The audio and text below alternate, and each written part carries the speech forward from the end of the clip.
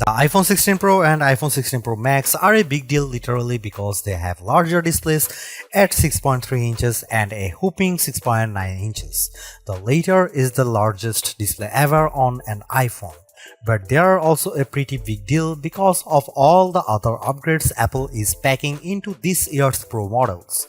Both the iPhone 16 Pro and 16 Pro Max get a new A18 Pro chip that's designed from the ground up for Apple Intelligence features and a new dedicated camera control button that's designed to make everything from zooming to changing focus depth easier.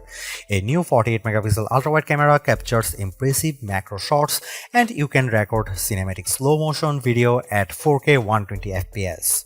Apple also promises longer battery life and better sustained performance along with more durable designs.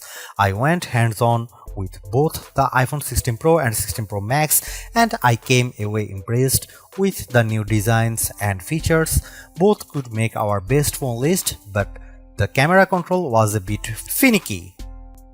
The iPhone 16 Pro and 16 Pro Max start at $999 and $1,199 respectively and go on sale September 20. Pre-orders start Friday, September 13. The iPhone 16 Pro starts with 128GB of storage and the iPhone 16 Pro Max has 256GB standard. You can get 256GB on the regular Pro for $100 more, 512GB for $1,299 and 1TB for $1,499. The iPhone 16 Pro Max costs $1,399 for 512GB and $1,599 for 1TB. The iPhone 16 Pro and 16 Pro Max both look like solid upgrades, but the iPhone 16 Pro could be the better value.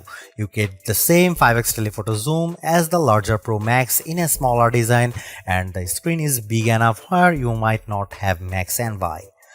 I personally prefer a larger screen and the longest battery life, so I would probably go for the iPhone 16 Pro Max, but if you are on a tighter budget, go regular Pro. Stay tuned for our full rated review.